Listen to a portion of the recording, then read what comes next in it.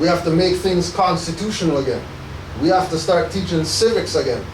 Not take it away or not leave it out of the religious lessons. Because even in the Constitution it talks about religion. So there's no separation. They can't play like take the civic stuff out so we can just do religious because, you know, Noble Jawali registered this as a religious corporation, so now it's religious. Only reason he did that was because he had a constitutional right to do it. Not because he was trying to be religious. He was exercising the constitutional right to religion, which is why he did what he did.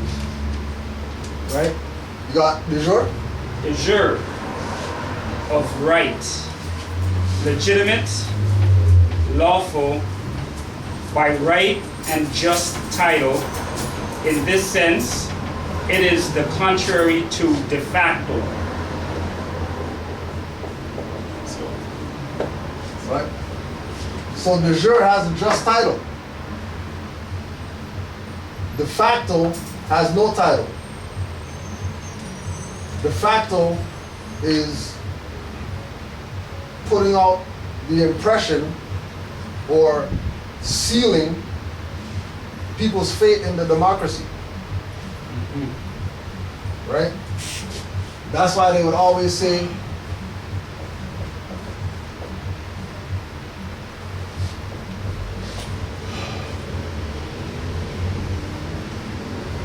MSTA Inc.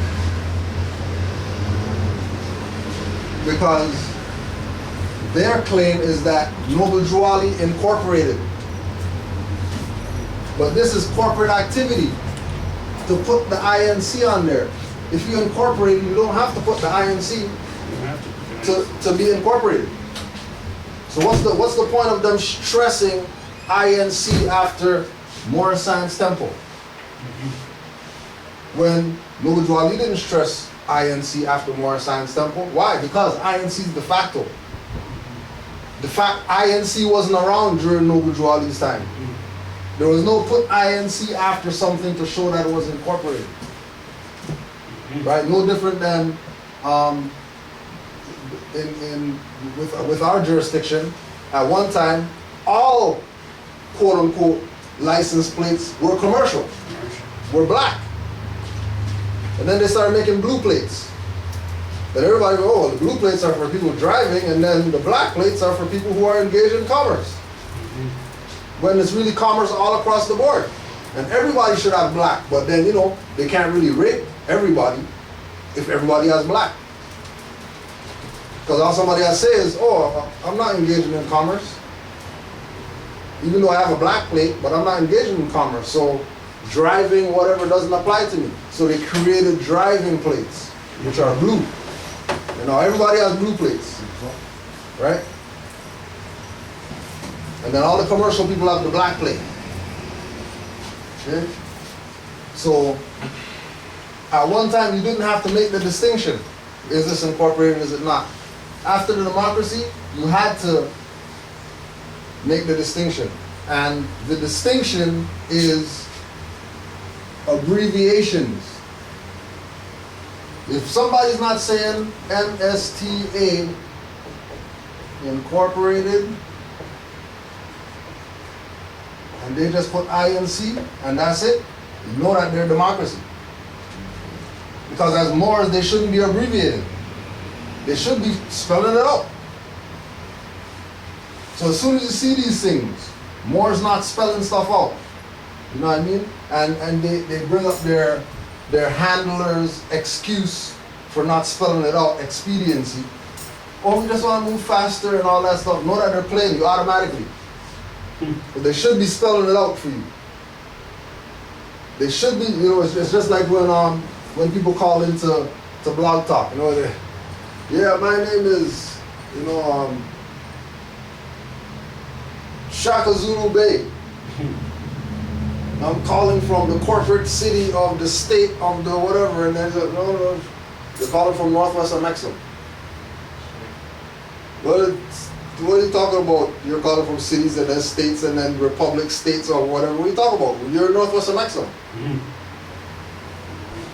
As soon as you start getting into things that don't concern you, you give up jurisdiction. Because not everything that is de facto concerns us, right? The only thing that concerns us is what are the de factos doing? They can say whatever they want, but what are they doing?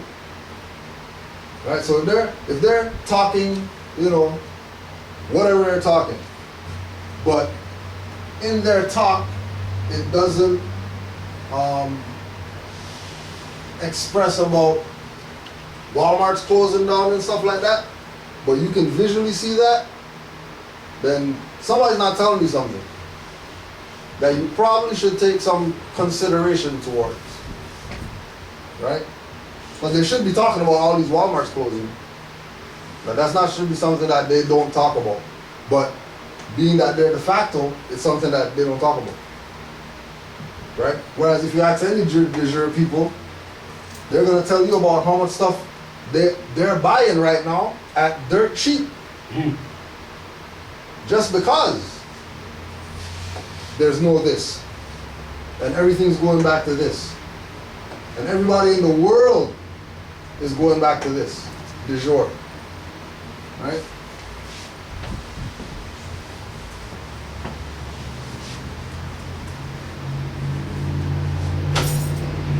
So let's hear how some of these people played this system. And keep in mind that these are the same people who we did tribunal for and all that stuff. Oust them as dirty Moors. These are people who we've put on the record that, you know, to the corporate state, that we don't have nothing to do with those people. Don't think that, you know what I mean, because they got fences on and all that, that there's one equal thing across the board. No, like there's people who got fences on that we don't deal with, right? Because we know what their perspective is and what their position is. Understanding too that they're being sought after by, right, corporate people are going after them for their, what we call it? Fraud, I guess? Fraud, whatever, impersonation of office, whatever. Misprision of office and all this type of stuff. Imitating. But let's go a little even deeper. They haven't contacted us again. Right, ever since we put the notice out that we have nothing to do with those We have people, nothing to do with them. they stopped coming at us looking for those people. But they know.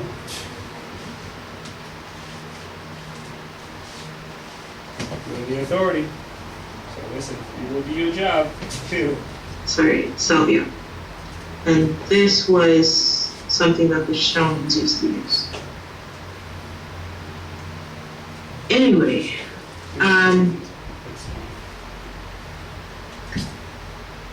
so in my experience, I was with 4 people that were associated with that temple.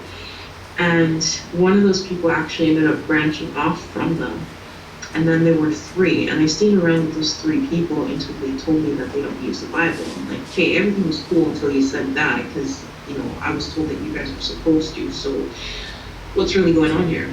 And that very night, I decided to leave. And I actually used to do it quite often. Actually, I've been smoking since I was about 14, and, you know, I've never had an experience like this in my life. You know, I'd like to say that they laced it, but the fact of the matter is I watched them. Now keep in mind what Omar stated earlier, that when you go, let's go study, and then you sit down at the table waiting for study, and then you see the girl come up on the pole and stuff like that. Clearly studying's not going on right now. Like, you know that studying's not going on. Right? And it's about, okay, well, what are we doing here? And what's your position? Are you going to be the follower nigger that's going to stay there and see these guys, you know what I mean, roll up whatever that you never seen? You don't know them or whatever like that. You know, this is you know, rule 101. If you're smoking or whatever like that, and you go with somebody you don't know, you want to see what they're rolling. Like, who's going to go smoke with somebody and they roll pre-rolled, they're talking about, yeah, let's go smoke. Doesn't go like that in the real world. You know, even people who have taken the position of saying, you know, whatever that they're gonna do, go drink or whatever. The guy has 500 drinks, and you're gonna talk about, yeah, time to go, and that guy's getting behind the wheel. Nobody never said to themselves, well, you know, maybe that guy shouldn't drive or whatever, right? You come back to, are you thinking or are you being led to think? She was being led to think. Or even the part. Or being led. Or being led, yeah. But even the part when she mentioned that they stated that they don't deal with the Bible.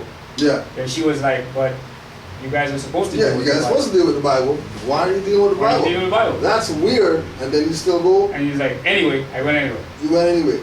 Like, So, it's on the individual. Like we always tell people want to play like they're Moors, and then they want to do something crazy, and then Moors are, I just wish we could have unity amongst the Moors because, you know, those Moors make us look bad. Or, no, those Moors make themselves look bad. Those Moors not making anybody who's de jure look bad, because de jure has a standard that we live up to with regard to this information. So when people start, you know, well, I went to a Moor science temple and then whatever, and that wasn't a good experience.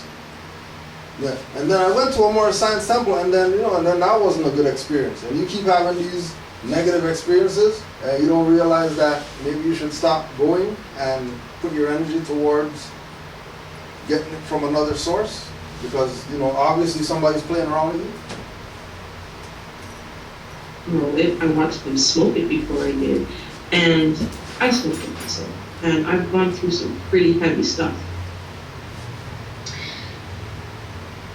So I took about 2 or 3 puffs and I sat down. I'm like, man, this is too heavy for me, and immediately I went into this like trance. And for some reason, you know, I was so calm, but I felt like my mind just expanded, and I said, okay, I just want to know everything. And as I said that, I literally felt like my head, like I wasn't even aware of my physical body anymore. I just felt like my head was rushing through wind tunnels.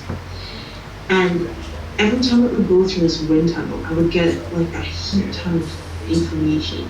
And then when that completed, right, and I got the full understanding of whatever was being said to me, I would just stop, like the wind would just stop. And then I keep going and I keep going until I literally could not take what was being given to me anymore.